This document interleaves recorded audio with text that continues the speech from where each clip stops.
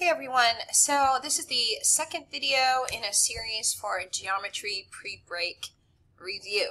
So here we're off to a start with naming angles. If you are following along in class, this tutorial should help you out to get started. If you are viewing online, you can find this worksheet under geometry on CUDA software. You can Google CUDA software and find it very easy to look up.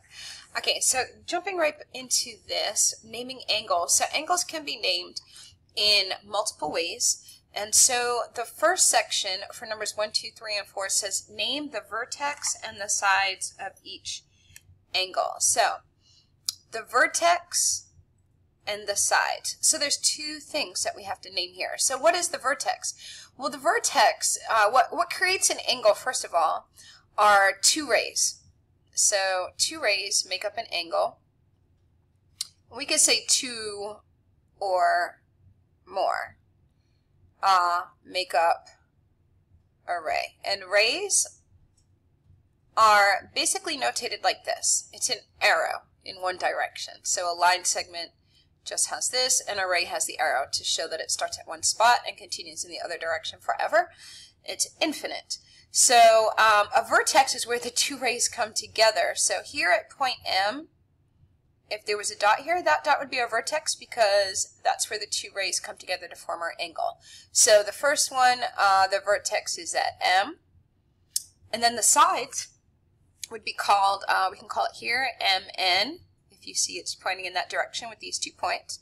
So I would say ray MN. And then I would also say ray ML. Ray ML. And so that's how I notate that. And that's going to be the same for 1, 2, 3, and 4 to get some practice naming the vertex and the sides of each of those angles. All right. And so further down the page here, it says to name each angle in 4 different ways. So up here we had the two sides and the vertex. So down here, let's take a look at what they've given us. So they've given us an angle.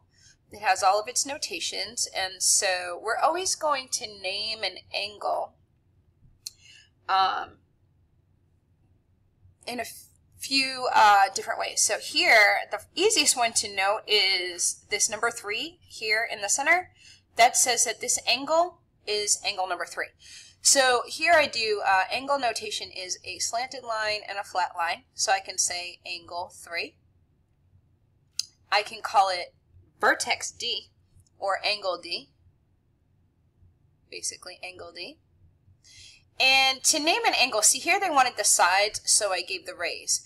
But to name the whole angle, an angle needs to be named with 3 points if you're not given a 3 or the angle D notation. So the 3 points here that they've given us is C, D, and E. So in which order would we write this? Well, one way we can write it is angle C, D, E, just like that. So I'm going to write angle C, D, and E. That's funny. Or the opposite of that would be angle E, D, C. What's important to note is that this D from the diagram is in the center because the vertex is always in the middle. That way you know that's where the middle of the angle falls. Okay?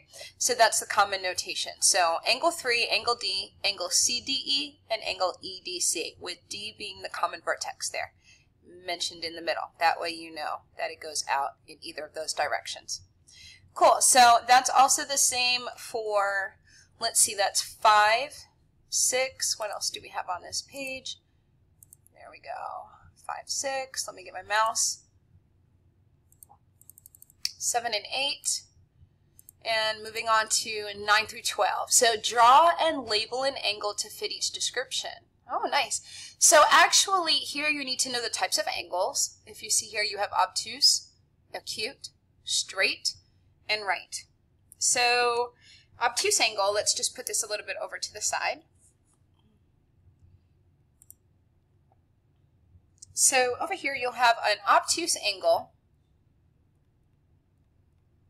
is going to be greater than 180, and an acute angle, I'm sorry, is going to be greater than 90, That's funny. And an acute angle is going to be less than 90. I'm writing these correct. A right angle is very important to remember. A right angle actually forms a exact 90-degree corner. So obtuse is greater, acute is less, but the one that's right is right on the spot with 90 degrees. And a straight angle makes a straight line. Its two right angles put together is 180 degrees. Looks like that.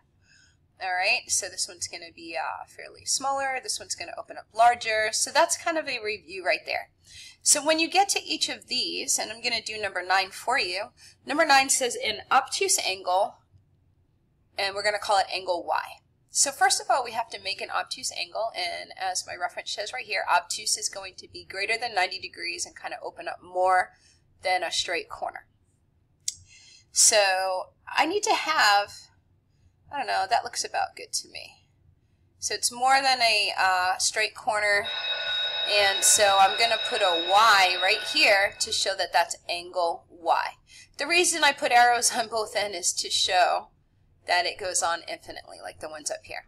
So that should be enough to help you through 9, 10, 11, and 12. So try your best and good luck.